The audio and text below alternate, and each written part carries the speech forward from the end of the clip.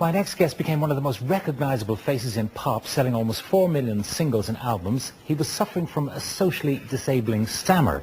He couldn't speak to his friends in the pub. He couldn't promote himself as a recording artist because interviews were impossible. And the only time he could find words on stage was when he started to sing. I want you to have a look now at him 5 years ago, trying to introduce himself to the Pop Idol adjudicators. My name is...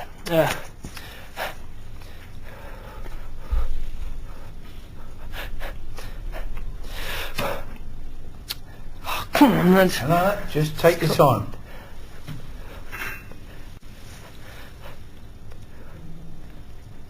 Gareth Gates. Will you welcome, please, Gareth Gates. It's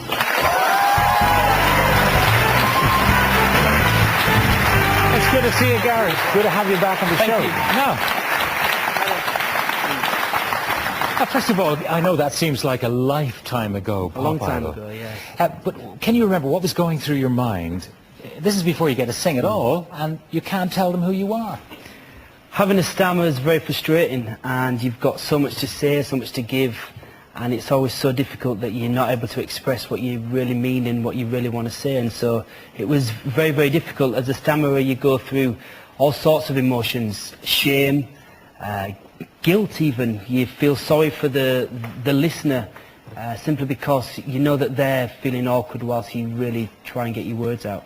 And it was a really hard time for me. But still, you had enough ambition to want to go through this painful process simply of telling them who you were. I never let my stammer ever hold me back, though. Fortunately, I always had something else that I could fall back on, and that was my music. I found my release in music, so even though I wasn't able to express myself through speech, I was able to express myself through my music, through the playing of my instruments and singing. And so as a very small child, I'd write little songs just to simply say what I wanted to say. And so that means you had the stammer for as long as you can remember, or do you remember when it started? I've always had a stammer for as long as I could speak, or not speak. Yeah. And so, yeah, for as long as I can remember. It all sort of started at school, I think. And yeah, it's just something that I've had to deal with. However, I think it's made me a stronger and a better person. I'm actually, I could never say this at the time, but I think I'm actually glad that I went through that. It's made me a stronger person. Was there any particularly traumatic thing that happened to you in school? You could say, yeah, that might have caused it, like I was slow at mathematics, or, you know, I was too young for the rest of the class, or too small, or anything like that? Yeah, I don't think there's any one particular cause for anyone having a stammer.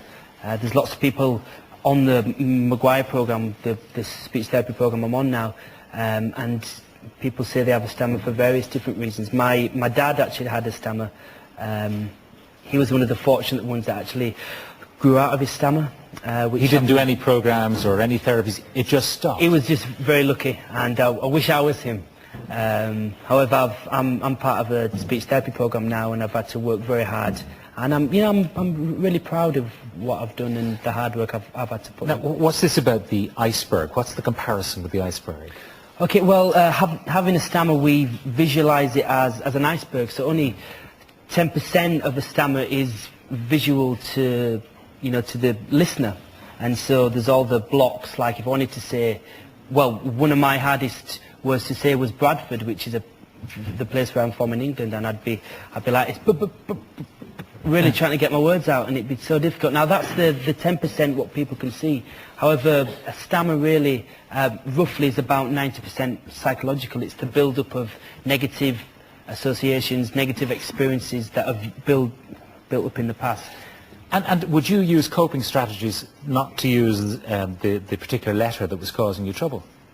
Well, yeah, one of the biggest things with the stammer is avoidance. So you'd avoid the word that you're trying to say. So if I went into a grocery store and I really fancied a banana, and I wasn't able to say it, I'd walk in and go, oh, I'm able to get a fruit that's yellow and slightly bent. And they go, oh, you mean a banana? Yeah, banana, that's the one and so, and you really feel like a fool, and you look stupid because you can't just walk in and say the word banana. Yeah, and yet, not being able to say banana or even your own name, Sure.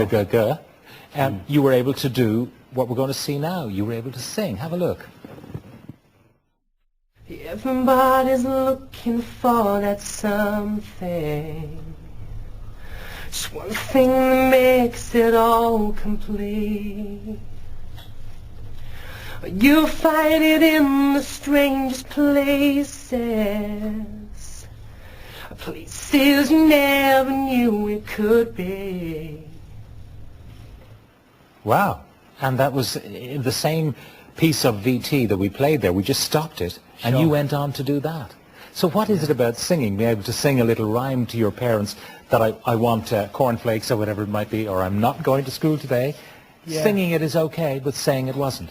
I don't think there's any real answer to that. However, the first time I met a guy called Dave McGuire, who's the founder of the McGuire Programme, that's one of the first questions that I asked, because often that's the first question people ask me: why are you able to sing and without a stammer? And so I asked him, and his response made a lot of sense to me. When I sing and I'm on stage, I adopt a different persona. I'm not Gareth Gates. I'm Gareth Gates' singing, so I'm acting. I'm playing a role, and you know that made a lot of sense to me. Also, we teach a new way of breathing, and it uses a different part of the diaphragm called the costal diaphragm, and which often opera singers and athletes used. And so it's a combination of the two, I think. Now, how did you discover the McGuire Programme? Had you tried other things like hypnotherapy and acupuncture and all sorts of things? I was hypnotised, and it didn't help. And I tried various different sort of speech therapy courses, you know, just the normal speech therapy, and that never really helped me. And I think it's one of the reasons, and one of the great things about the McGuire Programme is the after support.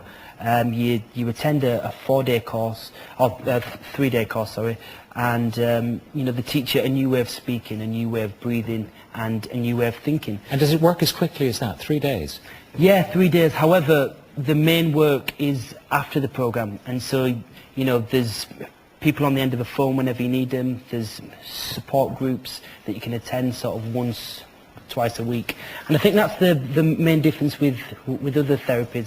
It's people promise a cure, and the McGuire Programme isn't that. It's something that you need to work at and work very hard. You don't call yourself a cured stammerer. You call yourself a recovering. I'm a recovering stammerer, yeah, and I've no idea whether I'll actually ever be able to call myself a recovered stammerer. I don't know. Maybe the fear will be so low, you know, in the future that I could do that. I've never met anybody on the programme who's that far into the programme. Everyone on the programme labels themselves. Once you pay the fee, and it's €1,000 or something like that for the fee, it's a lifelong thing. I mean, you don't pay anything else afterwards, do you? No, and you can attend as many courses as you can, and that's the one thing I want to stress. It certainly isn't a cure. It's something you need to work hard at, and the best people on the programme are those that really want it and really, really work at it.